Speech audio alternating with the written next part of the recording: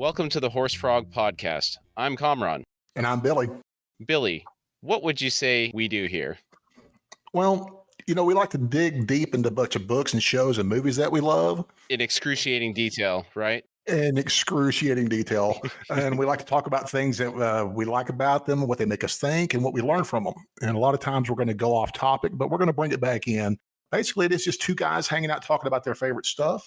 And it's not meant to be a replacement for anything. It's meant to be a companion to anything that we're talking about, any shows, any movies, any books that we're talking about. And we really appreciate you taking the time to be with us today. Hopefully you'll enjoy the show with us. One final note before we begin the episode. If you would like to support our show, we have a Patreon set up. You can find the link at horsefrogproductions.com. You can also email us with any feedback at contact@horsefrogproductions.com. Depending on the platform you're listening from, it may also be in the episode description. Before we begin the episode, I need to make a correction. During this episode, I refer to Madeline Stillwell as the CEO of Vought Industries. She is, in fact, the Senior VP of Hero Management. Today, we will begin our review of The Boys, the show on Amazon Prime. We'd like to give you a little bit of an introduction to the series before we dive into episode 1. The Boys is a show that shows us a world that has the equivalent of the Justice League from DC, but what would happen if they weren't good? Sorry. Yeah. Another way to put it is if they were heroes, we shouldn't aspire to be. Right? If you're superheroes, we're scumbags. Their equivalents of Superman, Wonder Woman, The Flash, Aquaman, and Batman. Those are the main ones that come to mind. I read that Starlight is a combination of Supergirl and Stargirl, but there's no equivalent for Translucent. So I have a question for you, Billy. As a DC guy, do you have any ideas who Translucent may be based on? Is there any invisible characters? I don't even think in Marvel either. I don't think there's any invisible people. Only Sue Storm comes to mind. Oh, right? So I didn't even. Well, there you go. You one up me on that one. But yeah, she's an invisible girl, though. So I don't think anybody, and nobody that I can think of. You got some guys that can camouflage and pretend to be invisible, but it's not technically the same thing. Mm-hmm. So the Invisible Man, that's like a Warner Brothers monster enterprise deal. I guess it is. It was, that in the old Universal horror movies from the 30s. Oh, it's Universal, not Warner. Okay, yeah, okay. But it may be Warner now, though. I mean, you could never. I don't know what they own. The Invisible Man, strangely enough, was one of my favorite of the old 30s horror movies. Mm-hmm. Because he is he's such a maniac in that movie. He blows up a train, killing hundreds of men, women, and children.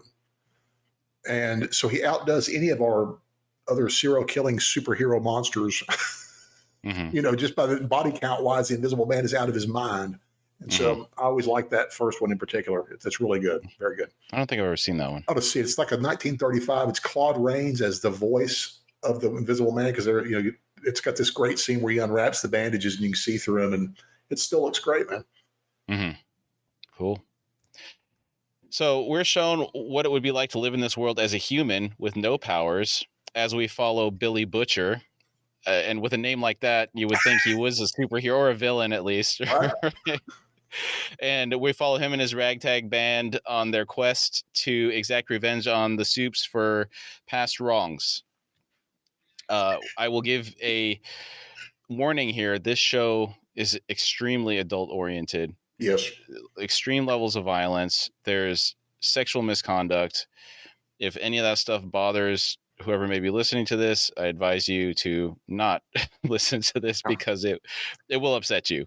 Some of the stuff. It's not a family-oriented show. Absolutely not. Even though Kamran and I are family-oriented people, we do not recommend this for families. Absolutely. Any other thoughts before we dive into episode 1? No, but I would like to know what the abbreviation NSFW means.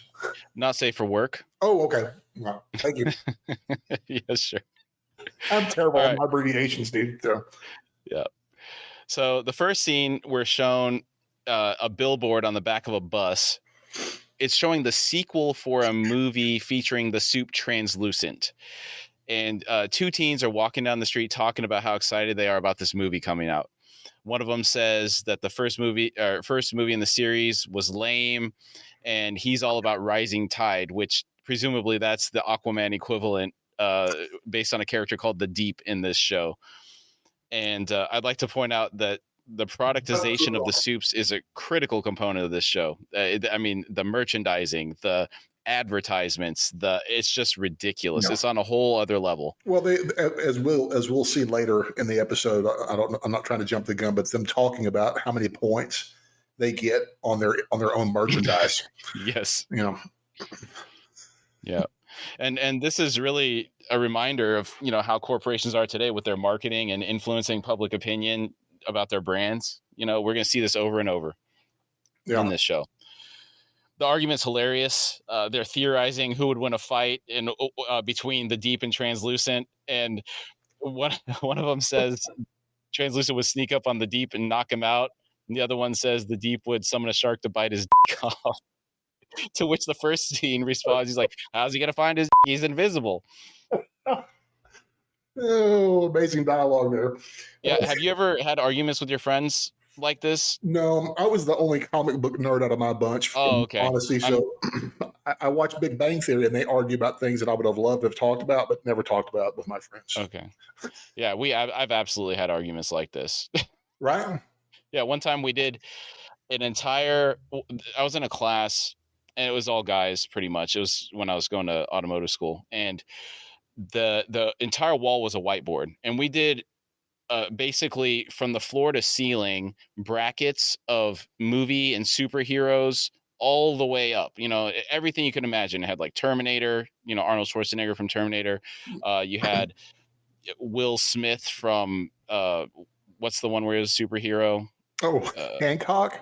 Yeah, Hancock. It had Superman, Neo from the Matrix in the Matrix. I'm trying to remember who won. I think it was Neo, because he could change reality. I was say he could alter reality inside of something. I think he would win hands down, I guess.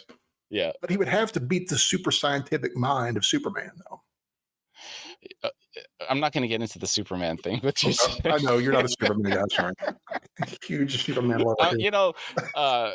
We'll talk about that later. Let's keep going. Okay, moving along. All right, so they're arguing about this stuff. It's hilarious, and the argument's interrupted by an armored truck down the street slamming into another car, and then it's seen speeding towards them, and it's going to head right towards them and hit them. And then out of nowhere, we see this Wonder Woman character, the equivalent of Wonder Woman, Maeve. She jumps in front of the van, completely stopping it in its tracks, and it's really cool.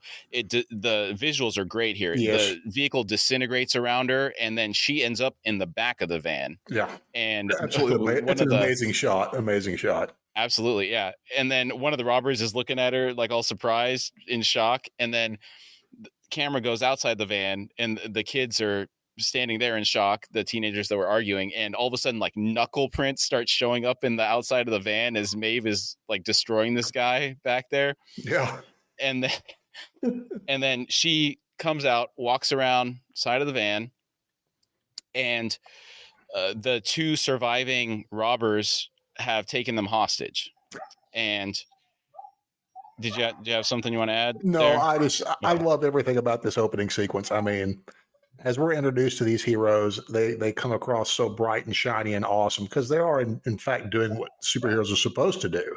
Mm-hmm. It's only through, in a few minutes we'll start finding out what kind of people they really are. But I enjoy the introduction to these two very much. Oh yeah, I mean it's very heroic. It's almost like any other movie, right? Yeah, very iconic. Yeah. And I guess the other thing to say here to people that may be listening is that this is Amazon product. This is not cheap. This is some amazing looking stuff. I mean, the effects on this show are on par, if not better than some of the Disney stuff with the Marvel. Absolutely. That's what I was going to say. Is compared to like Falcon and Winter Soldier or the WandaVision show. I mean, the visuals in this are absolutely on another level. Yes. It looks like something you would have seen in the Avengers. Yeah, it feels more the higher level of cinematography it feels more like a film than a television show for sure. Yes, I agree. So Maeve is walking around the side of the armored car. She sees the two robbers. They took the hostages, and she's smiling. One of them asks why she's smiling, and then from above, these twin laser beams come down and melt his gun in his hand. And then the Superman equivalent Homelander floats to the ground softly, and the other robber, freaking out, unloads his entire clip into him, does nothing, of course. That kind of reminds me of that Superman Returns shot where they had the minigun and the bullet hit his eyeball, and it Yes, just like, you remember that? just That was pretty flattens on cool. his eyeball. That's really cool. Yeah, That's how yeah, tough he is. That's awesome. yeah. And then so Sorry. Homelander walks up to this guy, throws him in the air, and I counted this. I Okay, saw that, dude. That's yeah. amazing. So he turns around, and the guy's still in the air, hasn't come back down yet. And the kids, the teenagers are in shock. They're like, "Oh, Homelander's here," and they're asking for a selfie. It takes 7 seconds for this guy to come back into the frame as Homelander's talking to these kids. The body comes flying down and just demolishes like a taxi that's parked in the street like 3 blocks behind them. Yeah, and that's Yeah. I love it. You're about to bring this up, but the casual nature with what these heroes, how they see us, we're nothing to them. Yeah. We might as well be ants. Yeah. It's crazy. Yeah. I mean, just doesn't even care. It just throws it. And then the other thing is, like, none of the civilians bat an eye. They're just in so much, they're starstruck by these heroes that they don't even care about what just happened, right? Yeah. A lot of people would be traumatized by what they just saw. And they're like, "Oh, can I get a selfie?" Yeah. That's a big commentary on where we are today, isn't it? Mm-hmm. Yeah. Don't care about anything. It's just about what we're seen doing. Mm-hmm. So we switch gears to a new character being introduced. His name's Huey. He's a retail employee in an electronics store, and he appears to be in his mid-20s or so, mid to late 20s. And you and I know a little bit about the retail electronics store life. So this particularly hit a chord with me in because your department in particular. Yes. Yeah, I was the AV manager at the store we worked at together, and he's upselling her on the cables, and he's like talking about all these jargon with the bandwidth, the monster cable package. I was gonna say, I'm surprised they didn't offer the service plan. The PSC. Yeah. That may have been implied that he may have already gone through that with her. Mm-hmm. So yeah, I mean, he already had it sold. You know that. Yeah. Oh yeah. So later on, it shows he's cleaning a television in a store, and it has the events with the robbery that we just saw. They're covering it on the news on TV. So his girlfriend comes in, and they're having a good time joking with each other, some dirty jokes. Yeah, like some cable. Yeah. And he's a pretty funny guy, but he is a little unsure of himself. She's trying to encourage him to ask his boss for a raise, be a little bit more self-confident. So they're walking down the street, they're talking about the future, moving in together, stuff like that. And, she wants a little bit more financial security. So they start to kiss, and Huey's in the middle of kissing her. And then suddenly she just disappears. And the visuals switch into super slow motion, and we begin to see blood splashing back on his face, and then a shockwave passes through him. Like, you can see his cheek deform, and the camera pans around slowly, and we see just a river of blood. Oh, that's an insane visual there too. Viscera, a spinal column in the middle of the air, and various bits of it's crazy. The show switches to full speed, and all of this stuff just splatters on the ground, and it reveals the equivalent of the Flash in the show, A-Train. And he's frantically saying, I can't stop. And then he just continues running. And then as he accelerates away, causes another shockwave. And it's horrible. Huey's left standing in shock. He realizes he's still holding both of his girlfriend's dismembered hands in his hands. Now, I'll have you know that when I've tried to get people to watch this show, that's the scene I show them. I show the A-Train running through her. because the effects on that one are some of the most insane things I'd ever seen, visually speaking. And I just love that shot. Yeah. Yeah, and The it's just cinematography in the show is excellent. it's outrageous. But could you imagine the trauma of just like talking to someone and then looking down and realizing that you're holding their hands, literally holding their hands, and there's nothing left of them but their hands. Yeah, I hadn't thought about it in that, because for me, right, it went slow-mo and it's like Yeah. a 15-second shot.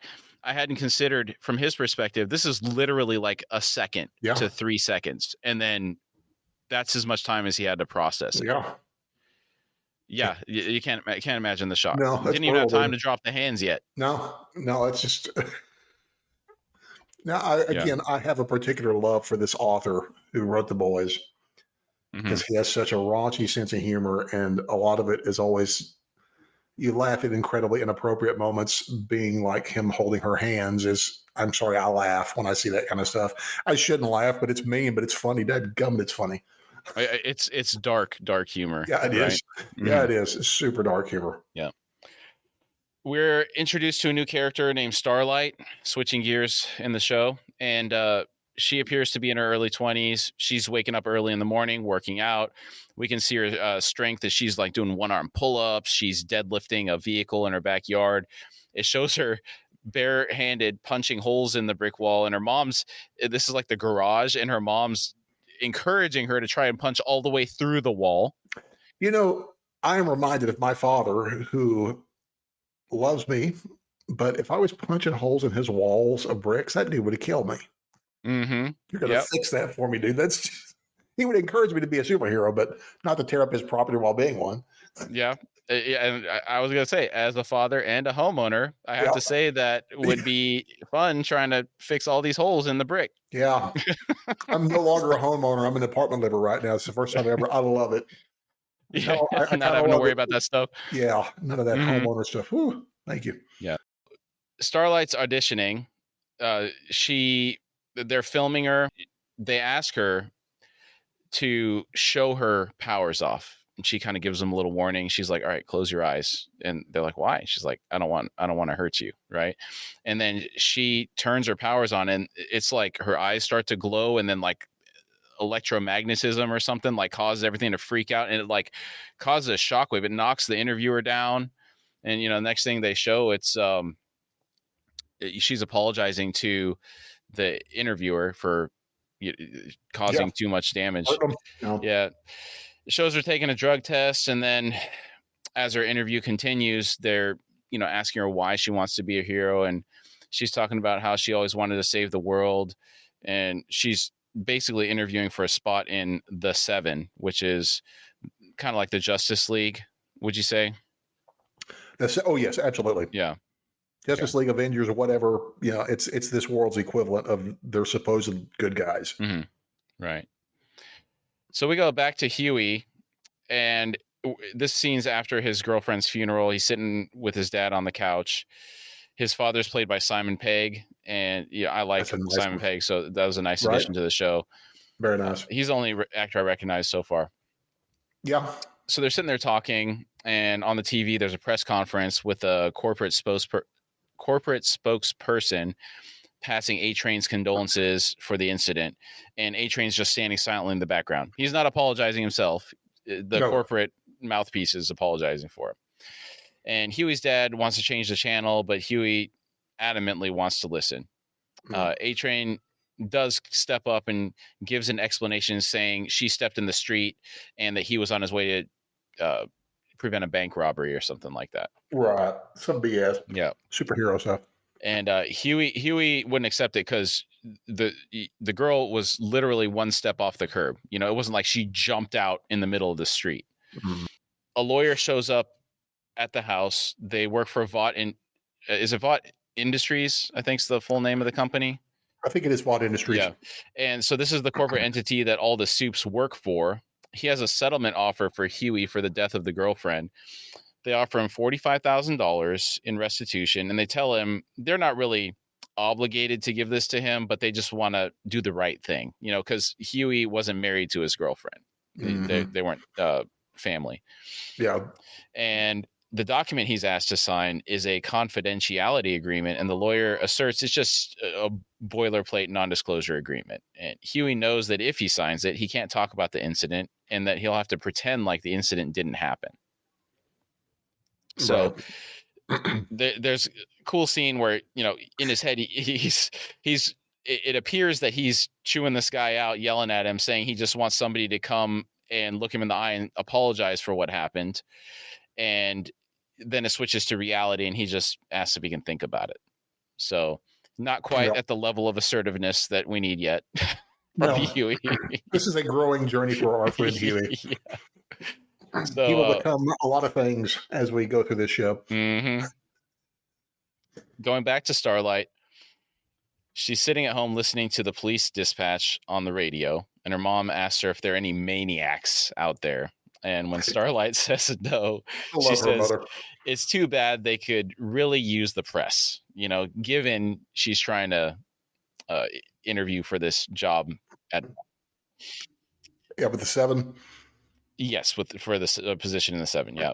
Actually, I don't even know if she knows she's trying to interview for that, right? She's just trying to get in at Vought, because they have more than just the 7, right? That's just the primary faces. The 7, I'm assuming that they probably have hundreds of corporate superheroes, just kind of scattered around all over the world. You never can tell with people like this. At least that's my assumption on this show, is that there's more than that we're led on to be, because they mention a couple names here and there when they talk later. So I'm assuming there's a bunch of these folks out there. Right. I agree.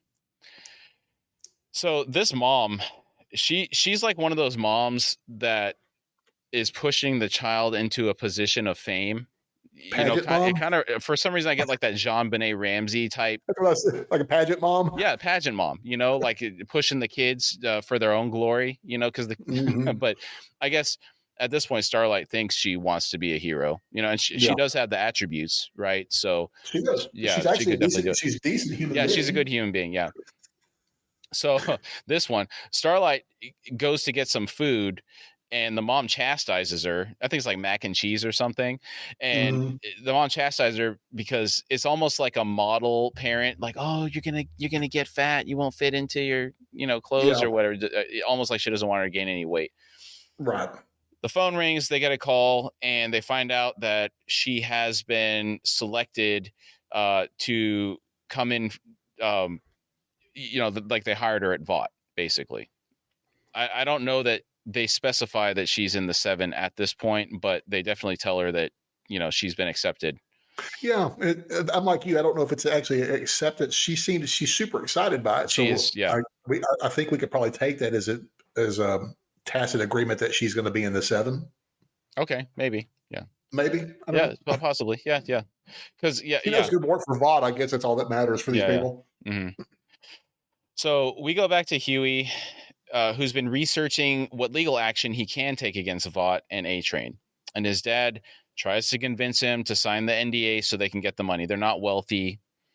But this is a moral issue for Huey, and he can't believe his dad is asking him to give up on getting justice for his girlfriend. The thing that struck me when I saw it this time, because this is my second time to watch the series, was the fact that Simon Pegg had made a comment about that. Yeah, I need that. We have a debt.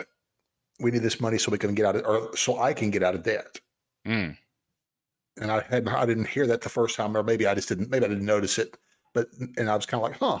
I'm like, it kind of put me back a little bit, because Simon Pegg is such a nice guy, and he's a nice guy here, but it's like, take the money because I need something from him. I was like, huh. Yeah. I didn't pick up on that aspect of it, but yeah, I think you're right when you say that. Yeah, it makes sense. I mean, he obviously lives with his dad, so I mean, I'm not saying Simon Pegg is a bad guy for needing money to get out of a debt. Don't get me wrong. Yeah. Lots of people have the debts. Mom's not in the picture, right? So right. That there's a statement coming up that the dad, he tells Huey this is a fight he can't win, and that he doesn't have the fight in him to see it through, and he never has, which that's not really a good way for a dad to talk. Not good dad, yeah. Well, he's the same way. Yeah, but then he says he also admits that he doesn't have the fight in him either. And I was going to ask you, do you think we can infer that, this way the dad is might have something to do with the mom not being in the picture? Probably so. Him being maybe unwilling to put his foot down about certain things. She Hmm. may have wanted something a little bit firmer, possibly. You never can tell, but yeah, I'm assuming his weakness, Hmm. but it may be a perceived weakness, may be a reason why she has left them. Yeah. He does seem kind But of that's like meek, I mean, you he's know? extremely meek. Yeah. But you would And never know, so is like, Huey. yeah, that's true. Huey's that Yeah. way too, but it makes sense when you're raised up like that. To Hmm. not fight, not push back. That you're never going to be able to do anything. It's not everyone's going to be a famous person, but it's nice to have parents that are at least encouraging. Right. Yeah. At least to say, I You're believe weak. you can do it. Good luck. Yeah, you're probably not going to do it, but I believe you can do it. Sure. Yeah. Yeah. So this kind of, the dad's assessment of him kind of reinforces what was the girlfriend was saying about him, about how Yeah. him needing to take his life into his own hands and be a little bit more assertive, Yeah. which he's actually kind of showing some of those intentions with his behavior. Yes, Yeah. I think so. Well, wanting answers and wanting just a true, it's not so much to ask for genuine apology. And I think a lot of times corporations are quicker to pull out a pocketbook than to just actually apologize to people sometimes. And Yes. sometimes apologies can go a lot further than people realize. Yeah. But apologizing is admitting fault. That's true. And but I always see that giving money is admitting fault too, even though a lot of people don't see it that way. It's like, they're just like, we have money set aside to pay this kind of stuff off, Hmm. so I don't, I think that's, to me, I feel like that's admitting fault as well, but, they're going to still look good because they're making a goodwill reach out to him for that money, Right. and I see what, it's all, we understand it's all about corporations and perceptions and marketing. This is very important for this show. Yeah. Yeah. Marketing is essential. Hmm. All right, so we go back to Starlight, and it shows her being delivered via a limo to a red carpet event. She's introduced to her talent manager, Ashley Barrett, and I mention her name specifically because she actually does play a fairly large role over the She course of does. this series. I don't particularly like her, No, she's very but unlikable. yeah, kind of a typical manager, PR person. Yeah. So Starlight asks if all the people are there for her, and Ashley asks her, who else would they be here for? Just, manipulation Nice. right from the beginning. I mean, Right. I guess they're probably a paid audience, Yeah. knowing the corporation. So we're shown the CEO of VOT giving a presentation at a shareholder meeting. So she's played by Elizabeth Shue. I think it had been a while since I saw her in anything before this show came out. I I don't think remember the last thing I saw one of her the in. last things I saw her in, strangely enough, was Hollow Man, the Invisible Man movie with Kevin Man, dude, Bacon. that was like in the 90s, wasn't I it? know it. I know it. Yeah. It's 90s. It's late 90s, but yeah, that's as far back as I hadn't seen her in much anything else. Yeah. She's not a person I follow a lot, but I always like her. Yeah. So she's talking about how much the corporation's profits are up and all the merchandising and branding opportunities there are in the superhero business. They have movies and merchandise and theme parks. So we can envision this company as one that has a large park in Florida, may have some large franchises of California, movies, and yeah, they maybe have a another former theme park in California. Yeah, so used to very have a similar. subsidiary in Europe, possibly. Yeah. Yeah. So the crowd applauds, and she continues that none of that really matters. None of the profit matters. Right. All that matters is the supporting and advising the brave heroes who put themselves in harm's way each and every day. Oh, they're It's so smug. wonderful. Wonderful. Yeah. You can just see the smugness dripping off that woman in that speech, can't you? So she shows the audience a propaganda video about a world without crime that's within reach thanks to the 200 plus superheroes in the VOT family. So yeah, there are 200, like you Okay. mentioned earlier, right? Yeah. That's a lot, but that sounds about right. You'd have to have that many for a planet. Mm-hmm. So it switches back to Starlight, and Ashley is telling her she's doing great. They've made it through the red carpet, and Starlight's asking how, what have I done? I haven't done anything. And then Ashley's like, oh, your polling numbers are up, especially with the Christian audience in the Midwest. Yeah, And like, he's wholesome. yeah. This is what Um, us Christians really like to see. And superheroes, I guess. I don't know. I'm a Christian. I don't know if I want to see her. She seems like a sweet enough girl, though. yeah, they were selling her. I think they were selling her as later on. They sell her as kind of like the Christian hero. Yeah, If I yeah. remember correctly. Yeah. That does come later. Yes. Yeah. And we're beginning to see what's really important to the corporation, right? The public perception, Money, money, how's money. their investment paying off, all that kind of stuff. So Ashley tells her that the speech she had in her audition was modest and humble, which was a really good choice. And Starlight says, I meant every word that I said. It wasn't a choice. That's who I am. Yep. She says, that's why we love you. Almost like, you poor girl. Yeah. You're so naive. Yeah. She is apparently very naive. And then Ashley says, are you ready for your life to change? It goes back to this propaganda video, and it's introducing us to the Seven. So this is the first time we're actually seeing the members of the Seven. Like, we've seen individually some of them, but now they're being introduced as the Seven, right?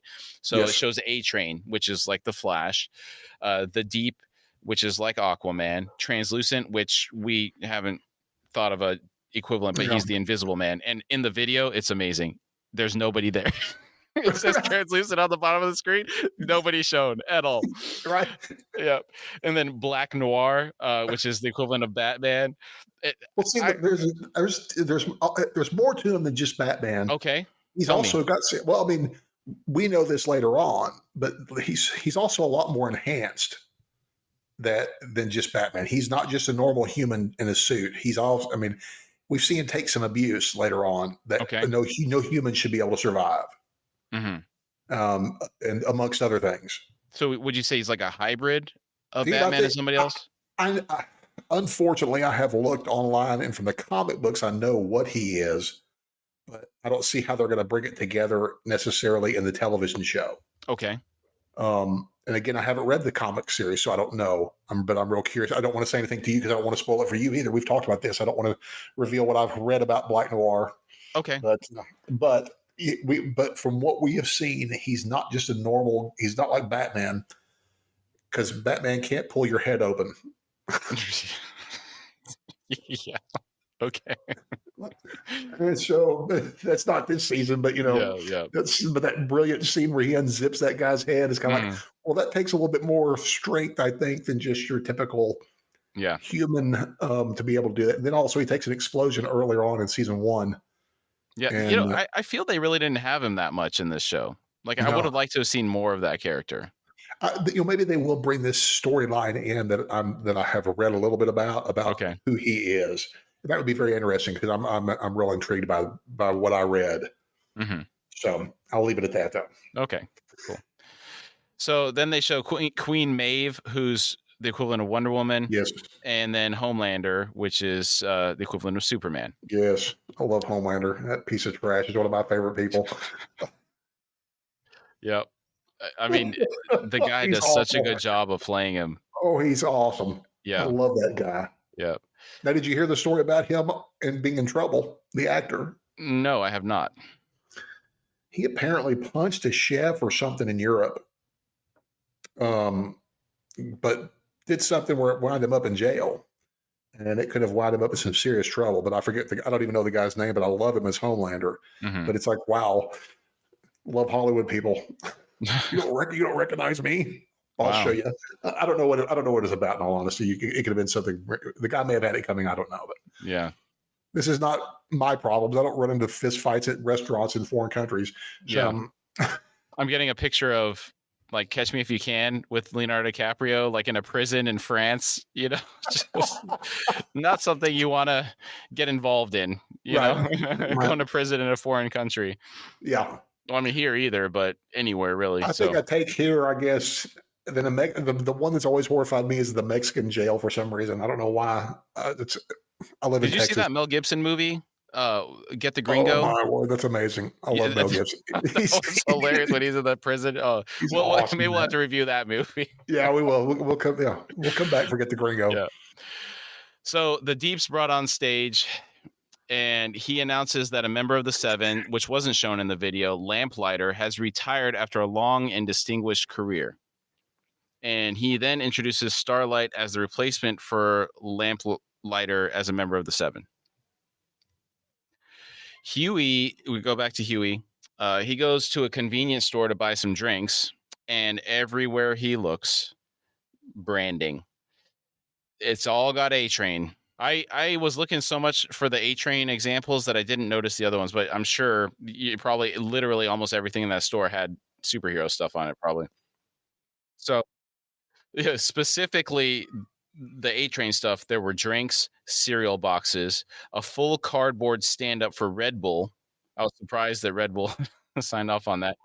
It, yeah, and then there was a Cinco de Mayo poster on the wall with him, and then finally, Huey goes to pay, and the counter, the guy working the counter, has it like one of those People teen mags with A Train on the cover, so literally everywhere. And Huey starts to hyperventilate, and he like collapses back onto one of the shelves and knocks a bunch of stuff over.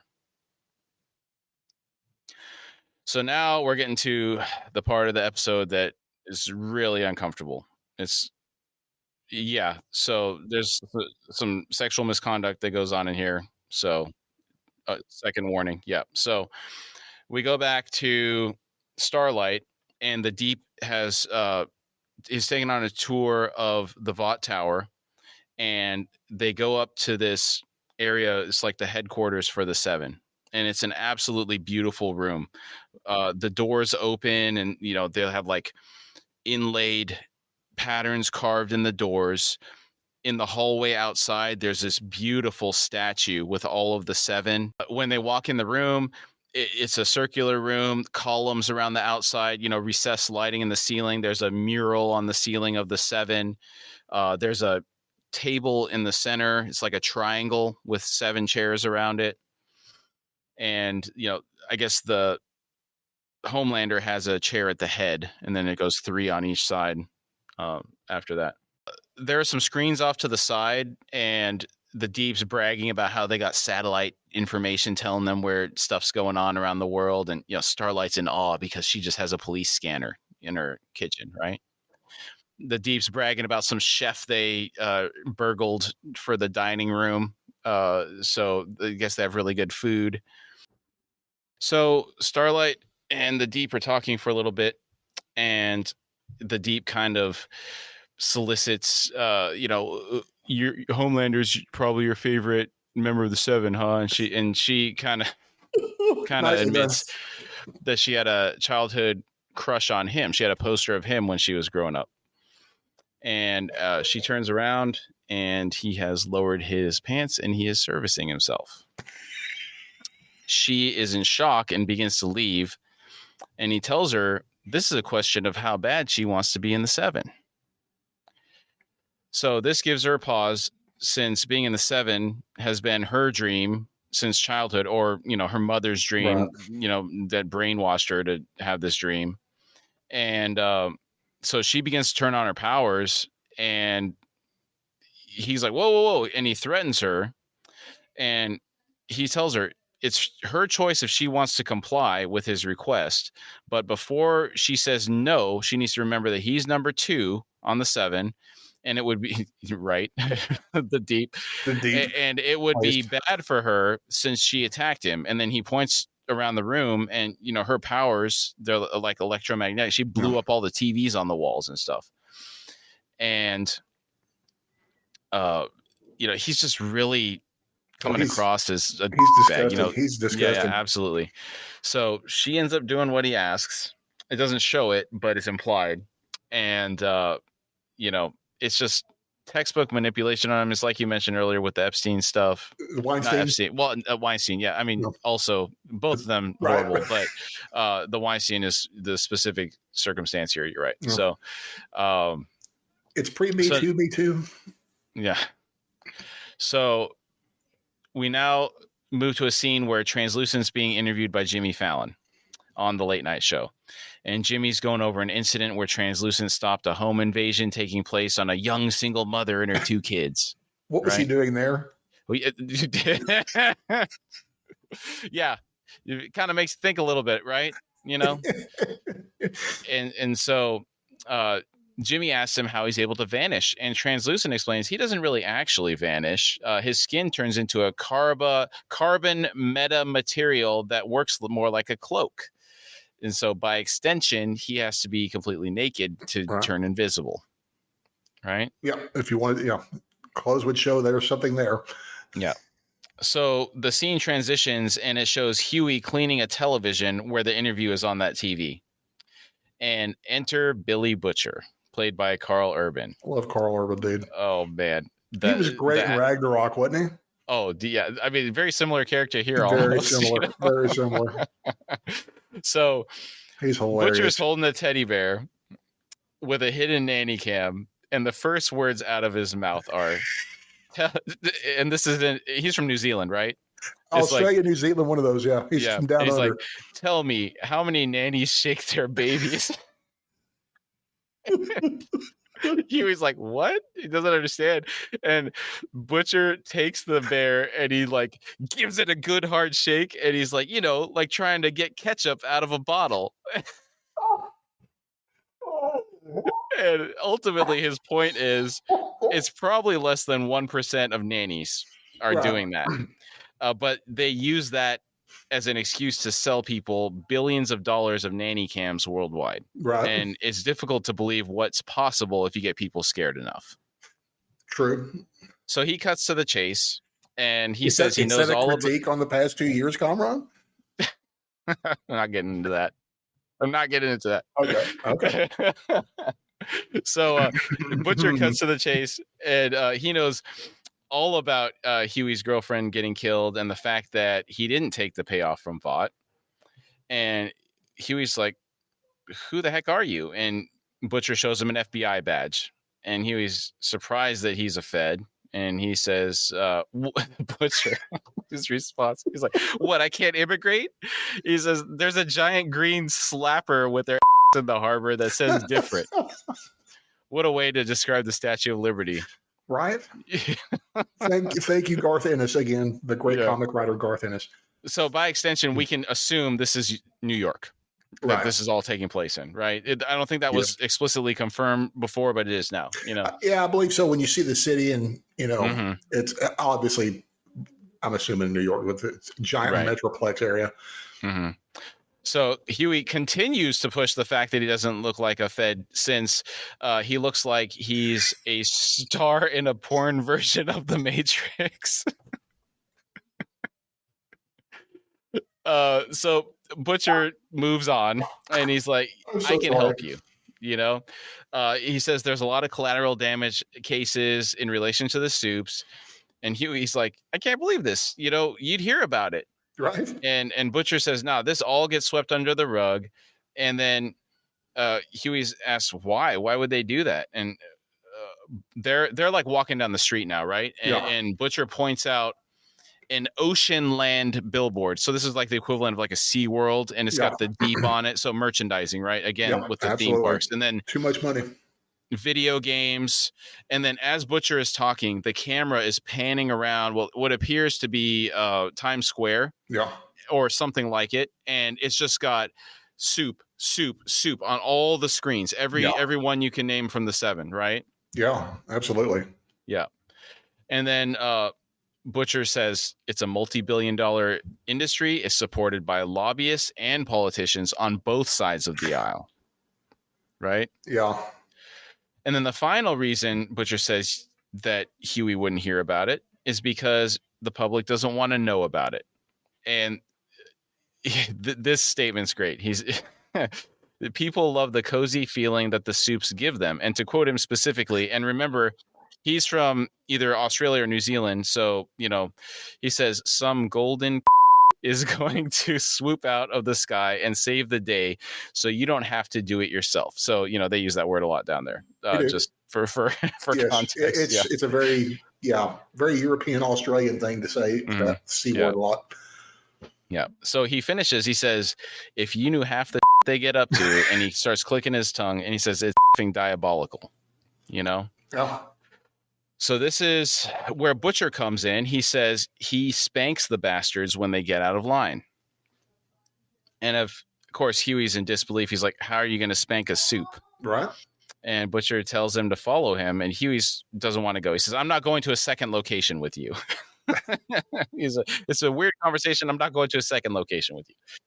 And Butcher tells him, this is your one opportunity, because if I go, I'm gone.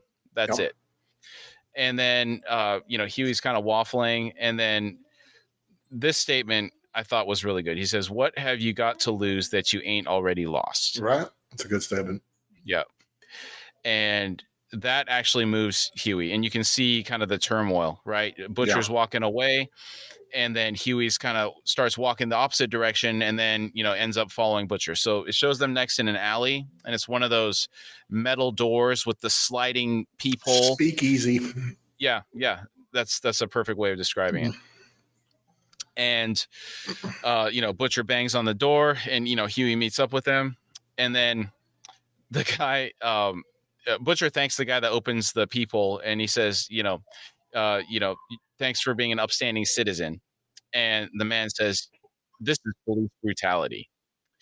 And does Butcher know what they'll do to him if they find out that he let him in? And Butcher very menacingly says, not half of what I'll do if you don't. Yeah. And that accent really sells it, It does. And Huey picks up on the fact that this guy called Butcher a cop instead of a fed. And Butcher's like, cop, fed, it's all the same. It's all the same thing. Yeah. So they enter this club, and it's an interesting place. It's an interesting place is a nice way of putting it, sir. Yeah. So the camera pans in, and the first thing I saw, I don't know what the first thing you saw was, there's two couples floating in the air mid, doing the business, floating in the middle of the air. Right. I think the one that we mentioned that sticks with both of us, the thing that really hammered home is the miniature man jumping into the women, jumping into her. Yes. Like a Tinkerbell sized man jumping in there. Yeah. Yeah. Yeah.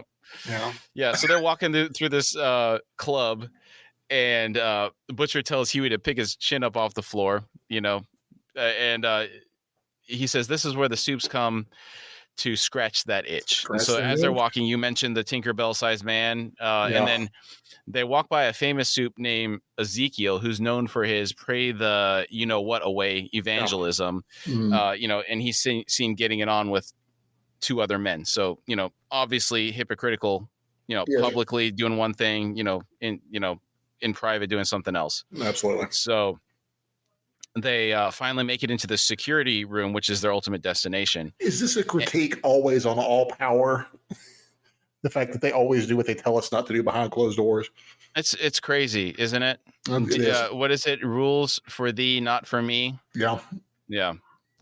Or have you ever you've heard of the golden rule, right? He who has the gold makes the rules. I haven't heard that, but that's great. That's the joke in golden rule, but Yeah, absolutely. Unless you're Elon Musk trying to buy Twitter, and then that's not allowed. Right. Yeah. Right. That gold is not accepted. So. I'm really surprised. I thought everyone would be on board with that, because Elon strikes me as a pretty reasonable fellow. I don't know much about him. I don't pay much attention, but I heard about this and was kind of like, I thought people would be like, all right, far out. They love that guy. I thought that they'd be all aboard. Some people do. Yeah. Yeah, it's a love-hate kind of thing with Elon. Me, I don't care. It's like I don't have the kind of money. I'm never going to change his mind. So yeah. I don't think I am. Yeah. So they make it into the security room, and on the monitor they see a recording. This is their ultimate destination in this club. The whole reason they came here. So they see a recording of a back room, and it's from the night before. And A-Train is in there drinking or doing something. I don't know if he's specifically shown drinking. And then another soup comes in there, and he tells him he can't believe he ran through a. That's the language he uses, right? And A-Train says, you know what's crazy? I ran so fast through her that I swallowed one of her molars like a bug on the freeway. Dude, that's and the other guy says, image. dude, that's nasty. And then they both start laughing like hard, Yeah. cracking up. And Huey sees this and he can't believe it. This sells Right? Huey. This is what sells Huey. Absolutely. And then Butcher asks him, so what are you going to do about it? Yeah. I wish I could do the accent because it just really, really sells it, Yeah, he's great. He's quite menacing in that with his accent. I love that. I love Carl Urban. So go back to Starlight. She's in the bathroom throwing up. Okay. And this is like a beautiful bathroom. This is the one, I guess, that's attached to the Seven's command center thing. Is it what all restrooms dream they could ever be? Is that what is that kind of toilet? Apparently, yet it's unisex, apparently, because later Huey's in there, right? Yeah. Like, 15 minutes later in the show. That's true. Yeah. So, who would have thought it was so important? Yeah.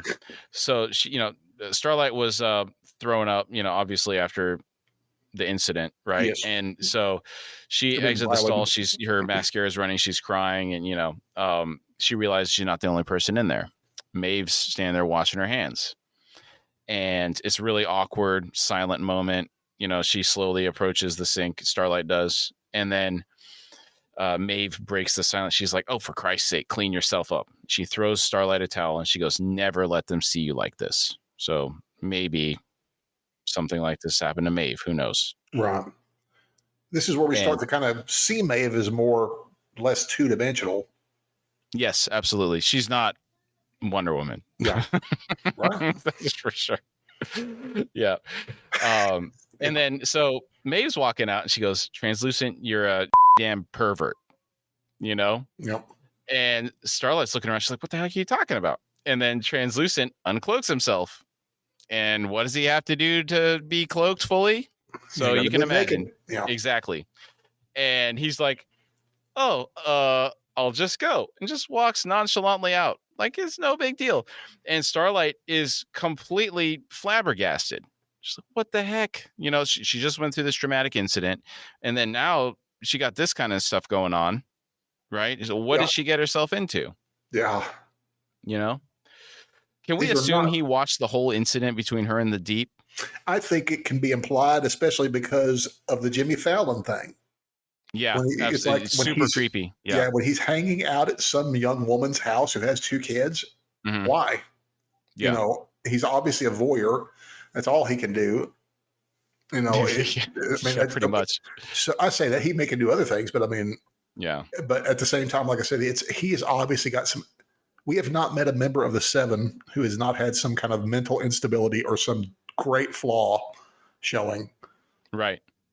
So you're bringing up my next point that I want to talk to you about. Okay. This concept of these invisible heroes going insane. Do you think this is the nature of the power? Absolute power corrupts absolutely. It's a slippery slope. It's easy. No one will know. You're invisible, right? Or is it something else going on there? I tend to go with the absolute power corrupts absolutely. Mm-hmm. I feel I would like to think that initially maybe these people were not all such reprobates, but we do learn more about their upbringing that casts some light on some of this stuff later on. Right. This is why Starlight is so good, because she has a loving, caring mother. Her mother may be dreaming the pageant dream, but at least she cares for her. These guys are all kind of like sociopaths. Yeah. They have. There's no concept of privacy for them. I mean, they're expected to have privacy themselves, but for the rest, we're just nothing to these people. We're theirs to look at, to play with, to kill, and nobody will ever miss us because they'll just wipe it out. Big corporation will help cover it up.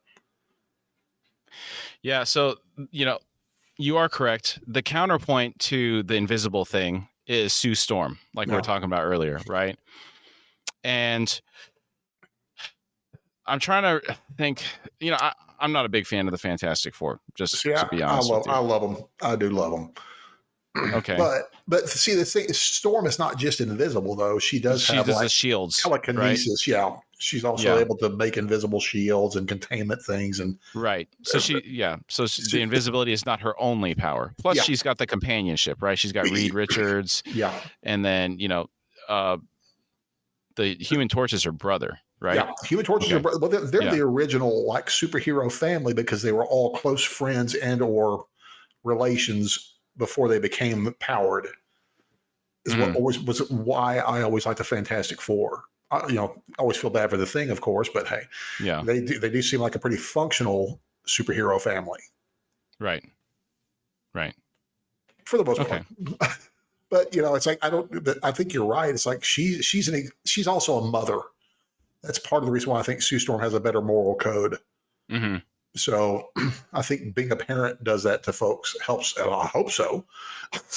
I hope it instills Yeah, a you better hope moral so. code in But you. a narcissist is a narcissist, right? That's So true. That's true. sometimes they may just be thinking to themselves instead of the sacrifices you have to make as a parent, right? Yeah, that could be. So yeah. All right. So we switch back to Huey and Butcher. They're in a bar, and Huey asks if all soups are like what they just saw, even Homelander. And Butcher tells him that Homelander is the exception. He doesn't drink, he doesn't smoke, he's a saint.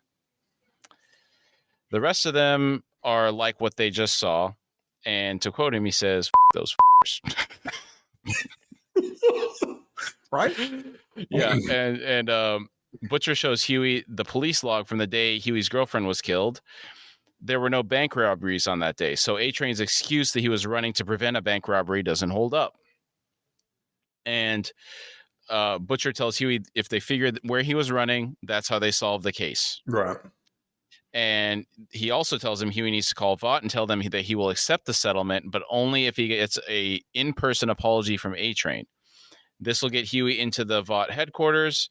And in essence, what's going on here is Butcher wants Huey to install a bug in the Vought building in the command room for the Seven. And I think there's Huey scoffs. He's like I'm James Bond or something. And Huey doesn't think he can do it, leaves. So we're seeing some of that resolve fade a little bit. He's being pushed a little too far, right? That's a scary proposition, though. Yeah.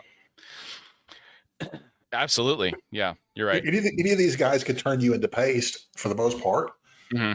I know that we give the deep a hard time, but anybody like Aquaman that can survive the depths of the ocean has got to be one tough son of a gun. Mm-hmm. I'm assuming he could probably punch through walls himself. Yeah, they never really show it, right? They don't. We never see this. But you think about, those guys, it's just part of being able to survive in the deep. Mm-hmm. Pardon the pun with the deep, but yeah. Sorry. So we switch gears, and it shows the CEO of Vought in her office. Her name's Marilyn, and she's meeting with the mayor of Baltimore. This is a great scene. So she's given him a signed autograph of Homelander for his son, and they're discussing the crime rates in Baltimore. And she proposes the soup Nubian Prince as the solution to his problems since his city doesn't have a hero. The sales pitch is hilarious, right? It is. He fits your population's demographic, but not too militant. The Caucasians I need to point out that both of these people that are talking right now are white. Right? They're both white, extremely white. He's not too militant as the Nubian Prince. Caucasians love him too, with a 59% approval rating, right? Yep.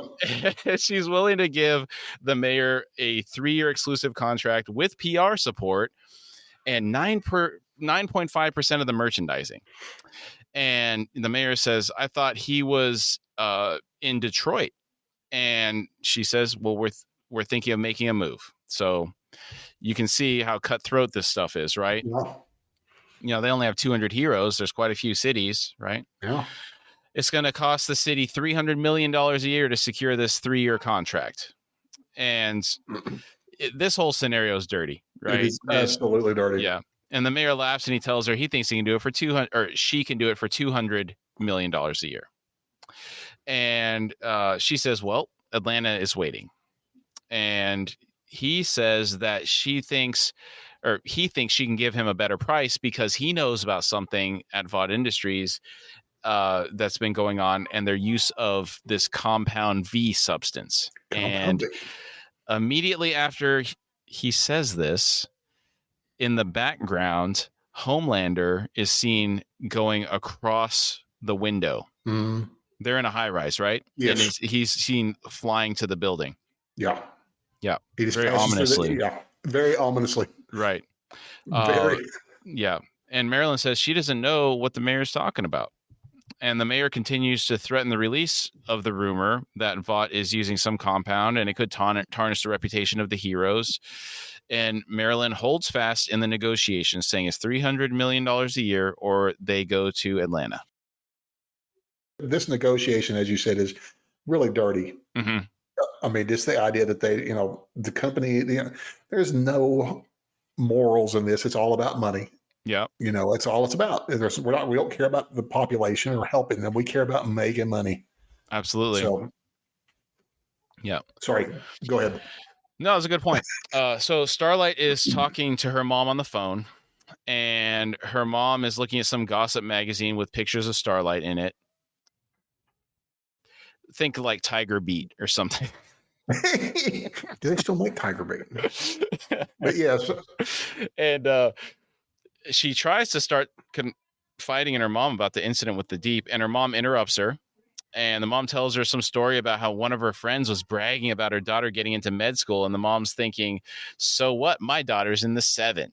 So you can see this is all about the clout she's getting through her daughter, Yeah, exactly. Yeah. So after the mom is done, she's like, she asks Starlight, what did you want to tell me? And Starlight says, everything's great, just how they dreamed. So she doesn't want to mess it up for her mom, Yeah. So the camera pans out. At least her mom does at least ask the question. Yeah, that's a good point. Yeah, she at least remembers to ask. She at least remembers to ask. Yeah. She's not so completely self-absorbed. She is pretty self-absorbed, but yeah, she at least does ask. Yeah. I like that you're bringing up the positive aspects of the mom, because I just have this tendency to see how negative their behavior is. She is. But I like that. Do you know who she is? Yeah. Do you know who the actress is? No. She's a Cusack. She's John Cusack's little sister. Okay, so Joan is older and this is younger? Yeah. Okay. Yeah, this is younger. So there's Joan, John, and I don't know what she's a Cusack though. She's another one of she's another one of their siblings. I did not know that. Oh. So Starlight gets off the phone with her mom. She says she's got to go. The camera pans out and we see that Huey is sitting on the same bench as her and they're in the park. And Starlight starts to cry and Huey kind of looks at her and then he asks if she's okay. They start talking a bit about their problems, and Huey asks her if she's having a work problem or a life problem. She says it's a work problem. She has a little monologue, and I like this description. She says, how you have this image of yourself, like she's speaking of herself. She says, I thought I was strong, like made of steel, a fighter. Then I was faced with this horrible situation with this, and I just heard my mom's voice in my head, keep smiling, the show must go on. And I didn't fight. And now I just feel sick, partly because I did it, but mostly because it turns out I'm not who I thought I was. Right. Yeah. It's a very powerful statement. Mm-hmm. It is. Yeah. And I've been reading this book called Mindset, and it's going over the dangers of parents continually reinforcing how special their children are, instead of focusing on teaching them the ability to grow, because everybody can grow, right? So it's the fixed mindset versus the growth mindset, and the fixed mindset, instead of teaching them to overcome the obstacles, people tend to crumble when put in these positions. Yeah, and it's almost like the children getting the trophies, for participation instead of learning to try harder, right? Right. So in the moment when she needed to resist the most due to her fear of losing whatever status she had gained through her work, she did not see the path forward where she didn't have to do this horrible thing. Right. Yep. And the results are devastating. Like psychologically, imagine like what that would do to somebody, Well, she's been, the thing that kind of certain things get kind of glossed over in a certain way is her being violated is kind of glossed over. Mm-hmm. Like just suck it up, it happens, and that may be how it is, but at the same time, it's not acceptable Yeah. that this happens. But because this does reflect on the things we were talking about earlier about the Weinstein stuff and all this Me Too. It's very I can't imagine being placed in that situation. Right. But I also, again, don't imagine myself in a situation where I need everyone's validation for my life to be okay either. Right. Which is what I think of actors. I'm sorry, and I'm sorry for any conservative actors, but hey, that's just what I think of you people. I love you, but y'all are strange people to be actors, I think. It depends on the individual, I think. Yeah, I've met some, or not met some. I've listened to some, is the better way to say that, where they seem to have their head on straight, right? And they're not generally like the biggest name actors, right? They're working for a living, Right. But overall, pretty balanced, I would say. Yeah. Yeah. Huey asked her if she likes her job, and she says it's the only job she's ever wanted, and it's a great job, and she can help a lot of people. So again, that idealistic dream that she has, right? Now, Huey tells a story about his girlfriend. They used to go ice skating, and he would be hanging onto the railing on the outside of the rink, for holding on for dear life, and she'd just charge in the middle. She wasn't good, and she fell a lot, but she wasn't scared. She would say, just because you fell on your doesn't mean you have to stay there. And excellent point. This is the growth mindset. Yeah. Right? That's very growth mindset. Yeah. She sees the challenges as an opportunity to improve and overcome the obstacles that are set before her, right? Yeah, absolutely. He tells Starlight, so you fell on your that's not who you are. Yeah. So who are you? She thinks about it for a minute, right? And she says, I'm a fighter, and I'm going to fight. And then she goes a little, she's like, I'm going to punch his head off or something along those lines, but little violent, but, she's angry, deservedly so. Deservedly so. They finally introduce themselves to each other, and she introduces herself as Annie. He doesn't know she's Starlight, right? And he introduces himself as Huey, right? I love this introduction to them both. Very candid, very honest to each other. I kind of like that thing about them both meeting right there. Yeah, I think it was a really good. Like they needed each other in that moment, right? Yeah, I mean, not that she did so much for him, but she may have helped him kind of process some of the stuff with his girlfriend a little bit. You think, he's talking about his girlfriend like in a positive, like memory way instead of just absolutely. Yeah, absolutely. I think it's quite helpful for him. Actually, you know what? You're absolutely right, because the next scene, he goes to the fine butcher in the bar and says he's going to do what puts your ass into. So somehow he's inspired by this. He decides he's going to be a fighter. Yeah. Right? I think so. I forget about that. You're right. It just cuts right to that. So she rubbed off on him in a good way. Yes. Now it shows Starlight back in the Vought Tower in her suit, and the doors are opening, and she's entering the Chamber of the Seven, right? The command center. Yeah. And she's late to the meeting. Everybody's already there. And Homelander's like, oh, Starlight, you don't want to be late to your first meeting. And she apologized to him. And then the Deep's there being a complete innuendo and everything. And then she says, I'm not going anywhere. And her eyes light up. And he looks, I love that. Does he look a little scared in that moment? He looks scared and embarrassed. Yeah. And a little shamed, I guess. Yeah. And because no one's going to she's not going to put up with him, and I think he knows it. Right. And then he probably thought she was going to run away, right? Yeah, from embarrassment. Yeah, or just shut up and never make it a point of being a fighter. Right. I think that statement, like you said, I'm not going anywhere. That was aimed all at him. Right. So Translucent is complaining. He's looking at some paperwork. Like it looks like financial statements. He's complaining about how people are pirating his new movie before it's released and selling bootleg copies in the street. And he says pirating and unlicensed merchandise is costing Vought $1.2 billion a year. Mm-hmm. And he says it's also costing everybody in that room money because they get a cut. And apparently he says, I get 4%, and A-Train's like, how did you get 4%? And then everybody starts making fun of A-Train. They're like, oh, I guess he has a better lawyer. Right. And Homelander tells them to stop haggling over nickels. Yeah. And he wants to hear who they saved this week. And he asks Black Noir to start. Now, Is it me or did Black Noir look surprised to get called on? I think he does, but the great thing about Black Noir is he never says a word. Yeah, So is that a joke? maybe You know, it but might have been.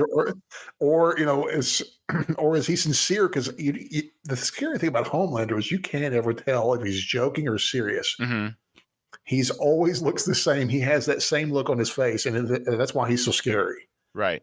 So I'm always curious about that. But I think I'm like you. I think it does look startled. I'm just curious if it's because again, I have some other things I won't say right now, but we'll get there. Yeah. Okay. Yeah. Butcher's dropping Huey off at the Vought Tower, and I love this. This is so great. And he runs him through how Huey will smuggle in the bug. He has him like place it in between his cell phone and his cell phone case, right? Right. And then Huey starts to freak out, and the Butcher's like, "This is like the scene in the Matrix where Huey Red could pill or take blue the pill? red pill and go home to his soft life, or take the blue pill, which this is completely opposite. The red pill wakes you up, right?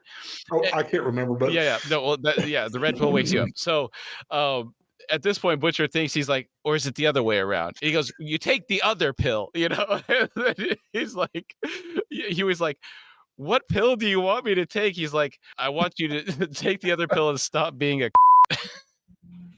And and Huey's can we just say confused. how much I love Carl Urban again? Yeah. I mean, I love him. he He's so owns funny this in this. part. It's great. Oh, he does. He's amazing as Billy Butcher. Yeah. Butcher says, "Just stop being a." That's all I'm saying. And Huey goes in. He's like, "Okay, fine." So he gets through security, no problem.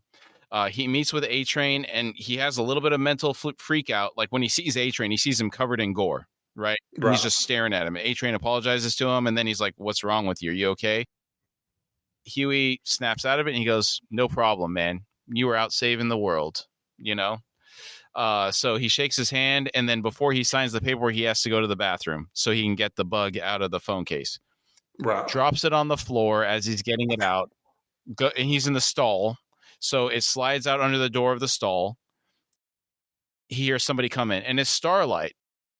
They don't see each other. He's like frantically waiting for her to leave, and then she goes out. Huey picks up the bug and then goes and signs the paperwork and puts the bug under the table. And as soon as he leaves the bathroom, Translucent, who apparently lives in the bathroom, Right. uncloaks himself. He's like, "What the?" So, like, what's he always doing in the bathroom? Just creeping. It's ridiculous. Well, again, he's apparently just a voyeur, and he likes to see people go to the restroom. I get. Yeah. Butcher takes Huey back to work, and Huey is surprised that Butcher doesn't want him to help anymore, right? He's like, "I can be your electronics guy. I can do this." And Butcher's like, "No, you're good. I got it from here." So basically, Right. Butcher's just trying to get away from him. So Huey's kind of hurt by this a little bit, I think, because he thought they were going to form a partnership. He wanted to be the guy in the chair, like in Spider-Man. Yes. He wants to be the guy in the chair. I don't blame him. Yeah. Huey's kind of upset, but he gets out of the car, and as he's walking away, he turns around and he goes, "Hey, you want to see some tear up $45,000?" And he like tears the check in half. And Butcher says to him, "You're a good lad." And then he drives off. Cut to a scene with Madeline, the CEO of Vought. She's calling the mayor of Baltimore on the phone, and she's telling him that she would be willing to come down to $230 million a year for the contract for the Nubian prince. And she also tells him that anything he may have heard about her soups and the use of compound V is libelous and untrue. And she finishes by saying, "Have a safe flight home." Yep. Interesting. Right? Well, see, Yeah. we'll cover this in a minute. So we're back to Huey at work. We'll come back and his to boss that. is leaving, and he asks him to close up. Huey's like, "Fine." The door is closing, and then the door stops by itself and then reopens and then closes. And Huey's like, "Hey, we're closing." He looks around and doesn't see anybody. He hears footsteps, and he's like, "Who's there?" A voice comes from immediately in front of him, and it says, "Who are you?" And Huey begins to freak out. And his Translucent followed him from the Vought Tower, and now he's shaking Huey down for information. And he's asking him, who was in the car with him and stuff. And like, can you imagine how terrifying this would be? Just like a regular person. Oh, I cannot, because I mean, we're afraid of the unknown, Yeah. and somebody invisible is completely unknown. You don't know if they're holding something, if they're, if they're just standing there, have they stood behind you? That's a scary Yeah. thought, man. That's got to be absolutely horrifying. Translucent takes Huey's head, slams it on the glass counter, breaks it, picks him up, throws him against the front of the shop, which is all glass, breaks the window. And then so Huey's laying there, and Translucent's just yelling at him, going on about who he is. And Huey tells him it was an Uber driver, covers for a butcher. Translucent rips like appears to be a 55-inch TV off the wall, and he's going to smash it in Huey's head. And just as he's about to drive it down on Huey's head, a car flies through the front of the shop, and there's this really cool shot from overhead of the shelves in the store being shattered by nothing, right? As Translucent is blasted by force through these shelves, and he hits the wall, puts a hole in the wall. Butcher gets out of the car. He has a crowbar in his hand. He tells Huey to get out of here, right? So Huey starts to run, and Butcher takes a swing at where he thought Translucent was and hits nothing. And then Translucent starts laughing and starts punching him. Now we start to see a little bit of the genius in how the Butcher handles this stuff. And before we get to that real quick, let's talk about how tough Translucent is. He walked off being hit by a car. Yeah. Probably going like 30, 40 miles an hour. Too. Yeah. I mean, it just walks it off. I mean, I'm not walking that off. That's an old Cadillac, too. That's not one of these soft new cars. That's a Cadillac. That's that carbon skin, right? Yeah. Yeah, it's the skin. It's a skin protection, dude. I don't know why I think of the Terminator 2, the T-1000, the polymer alloy. Yes. I don't know why I think of that when describing it, because it doesn't have anything to do with, he couldn't cloak, right? But it just... Right, but I'm reminded of the same idea, though. Yeah. Cartman had one like that, too, didn't he? Like some statement about... It was in South Park. I'll have to go back and look. Cartman had some statement that was similar to this, about the makeup of something, I'm sure he did, because Cartman... What a psycho. It's such a brilliant, he's such a brilliant psychopath. All right. It's one of my favorite all-time characters of all time is Cartman. Yeah. He takes the swing with the crowbar, misses, and then he starts getting beat up really bad. And then he takes the blood in his mouth and spits it on Translucent. And now he can see Translucent, where he is at least, right? Right. It turns bad because Translucent's so strong. And then he basically beats him up so much that a Butcher's on the floor, Translucent's trying to, he's asking, wants to know if he's a spy and threatens to kill him. He's picked up the crowbar and Butcher, he tells him, I know who you are, a fucking moron. He says translucent doesn't even mean invisible. It means semi-transparent. Brilliant. Absolutely brilliant. Yeah, so Huey has to come back and help Butcher, right? Oh, he doesn't have to. He chooses to. He chooses to, yeah. The wall receptacle where the TV was ripped out by Translucent, there's an exposed electrical cable, and he has it, and he's trying to touch Translucent with it, and he hits the limit of how far the cable can reach. It's not long enough to reach him. So the Butcher kicks Translucent and it knocks him backwards into the cable, and Translucent gets electrocuted spectacularly. Yeah. It's long and drawn out. Yeah. And he's subdued, it's quite painful. Yeah. Butcher asks how Huey knew electricity would work, and he responds by saying Translucent's skin is carbon and highly conductive. He got the carbon skin fact from when Translucent was on with Jimmy Fallon. We're starting to see a little bit of the value of Huey. He's smart, right? And he's kind of a nerd, so, he knows a little bit about how some of this stuff kind of works. Butcher tells Huey that it would have taken him forever to work that out. Good job, He asks Huey to help him put Translucent in the trunk of a car. Huey freaks out and wants to understand why, and Butcher tells him that he just killed one of the 7 and that they're in trouble. And Huey says, you're a Fed. Why don't you just call them? And it's at this point that Butcher says he is, in fact, not a Fed. And Huey yells, he's like, then who the are you? So that's the last we see of them. I like how he points at the fact that he is not a Fed. Yeah. It's like is this some big other knot? I mean, I don't know. It's like, you're not cops, you're not feds, or what are you? It's like, I don't know. I don't know if I want to know about Butcher. He's a pretty scary dude. Yeah. He's driven. Yeah. So we see the mayor of Baltimore in a private jet with his son and some other people, presumably his staff, right? Yeah. Plane is shaking, there's a little turbulence, and there's a thunderstorm outside. And the son's looking at his picture, this autographed, and he looks out the window and he sees Homelander flying next to the Isn't plane. it a Homelander? Isn't it a Homelander autograph? It is. It's the one that Madeline gave the mayor. Yeah. The son looks out the window, he sees Homelander. This is a really beautiful shot. Yes, it is. We are outside the airplane. We're looking in, and we see the mayor and his son, and we see the reflection of Homelander in the window. And his eyes start to glow. And you can see the reaction inside the plane. And then it switches and it zooms out and it shows Homelander cut the plane in half. Dude, that's an epic shot, dude. It is really cool. Yeah. This ending, I like it a lot. And the reason I like it is, to this point, we haven't seen no overt sign that Homelander is actually a bad person. Right. All we've seen is he threw that one guy up in the air at the beginning of the show. And outside of that, he's been pleasant enough. Right. Right. Now he just killed 20 people. Yeah. In cold blood, some children on there. Yeah. At least one child. And I want to know, do you think Madeline knew that he was going to hear that conversation? This is what we were kind of getting at a minute ago when I said, we'll just get to this. Yes. I don't know. I don't think, but I can't say anything without jumping ahead to episode 2. And, because I kind of get the feeling that, she knew he was flying out, but I don't think that she gave him permission. But she didn't tell him. I think Homelander, who are you to tell Homelander anything personally? This guy ain't gonna listen to anything I'm gonna say. He can do whatever he wants.